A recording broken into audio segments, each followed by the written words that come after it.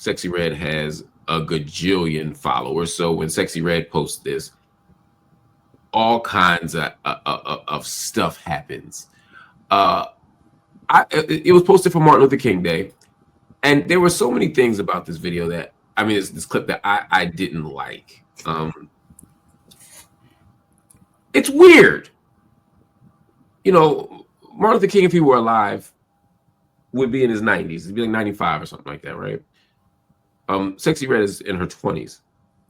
So it's like I wouldn't make a AI video of like Rosa Parks sitting on my lap. You know what I mean? No, not Rosa Parks sitting on your lap. Yeah, Somebody make that. Where are you, internet? You must make it. But it's like, look at what does this like? What does this even mean?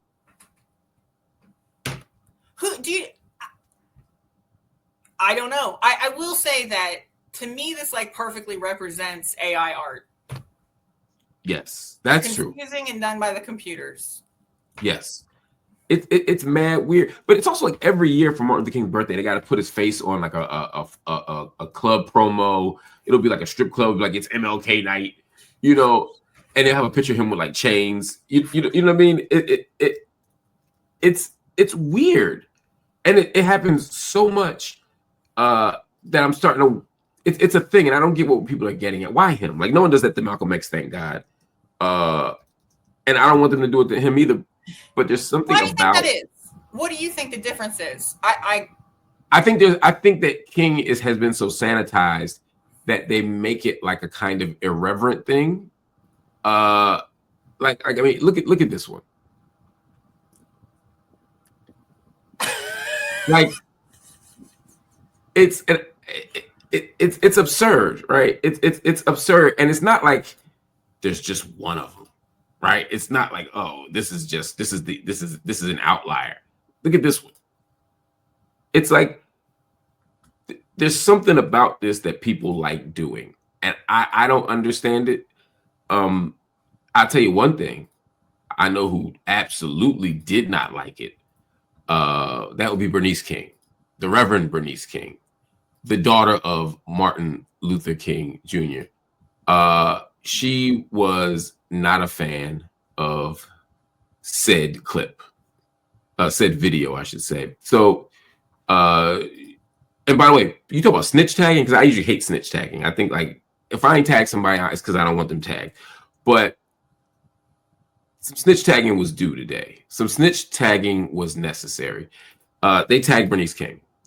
They tagged her and said, "Look what the internet is doing to your daddy."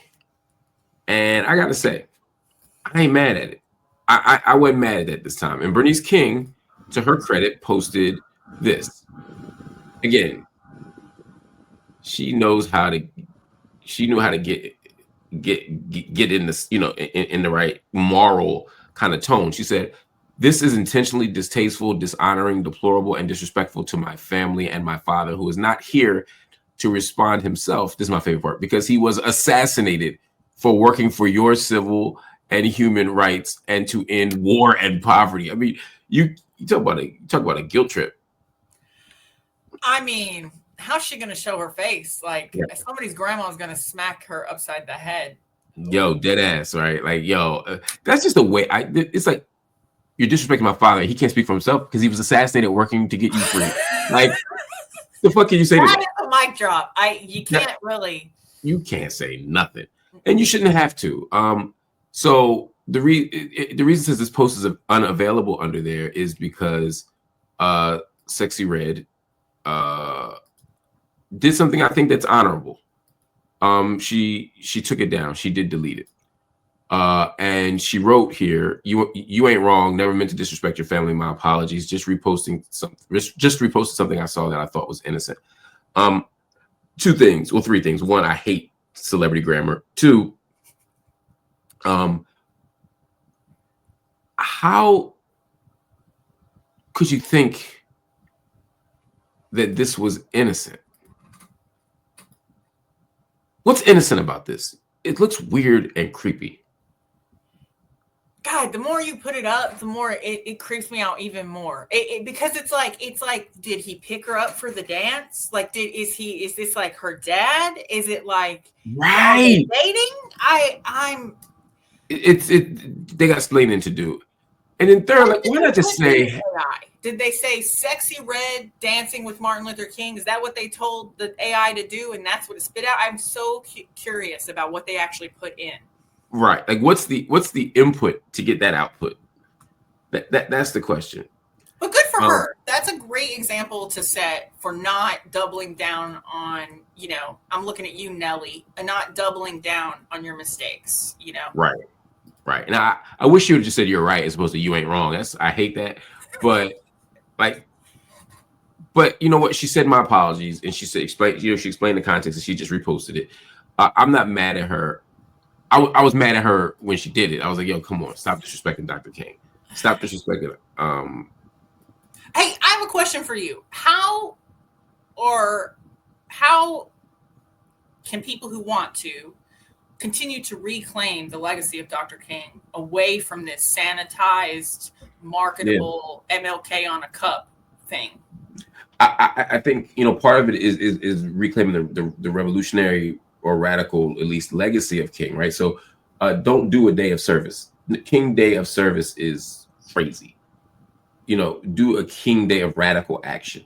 We have to remind people that he was a radical and he was in the radical tradition. Go get arrested on MLK Day. Go plan an action on MLK Day. Don't go give, you know, soup to people. You can give soup out on every other day of the year, but like on this day, make it radical action. I think we have to read King and read King properly. Don't just listen to the I Have a Dream speech, but listen to the other speeches and listen to the I Have a Dream speech in this proper context to understand that that was a radical message. I think we have to teach differently. We have to teach the different King. You know, if you're a preacher, you know, what was King preaching from? He was preaching from liberation theology. He wasn't preaching from prosperity gospel, right? He was preaching from the James Cone perspective. He was preaching from the perspective of, you know, God operates in defense of and in the service of the poor and the vulnerable, right? That God is for the oppressed. And beginning from that premise, King wasn't some biblical literalist. King had a different vision. To not let people write King into these ways.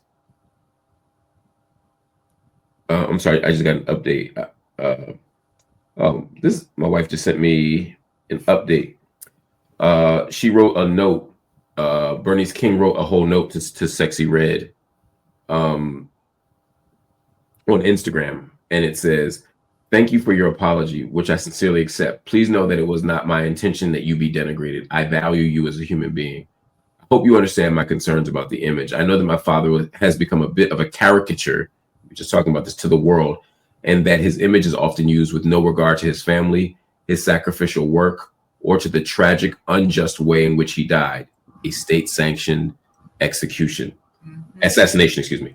Unfortunately, I regularly challenge the disregard. I earnestly wish that people would imagine what it would feel like to see their deceased murdered father repurposed for party flyers, unjust legislation, etc. All the best to you, young lady." That's beautiful. It almost made me want to cry. It's also interesting that she put these things together. I thought it was really powerful to see their deceased murdered father repurposed for party flyers and unjust legislation. Right. So this idea that it's not just that you make him look crazy by putting him on this party flyer for a strip club, but you also make him look crazy when you use him to fight racial, to fight for, you know, racial injustice, to fight for Zionism, to fight for shutting down history. This is really sad.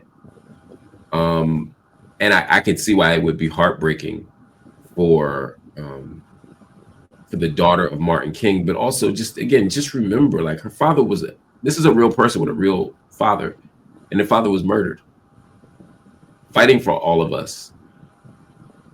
And to mock him and to mock our history is shameful. And so I thought it was a beautiful message that that Bernice gave. And she's a strong, wonderful sister, and I have a great appreciation and admiration for her, particularly how she has herself grown and developed, and also I have grace and mercy for Sexy Red. I mean, I got kids almost her age, you know, so I understand what it means to do dumb shit, or to just be kind of part of dumb shit, and you know what I mean.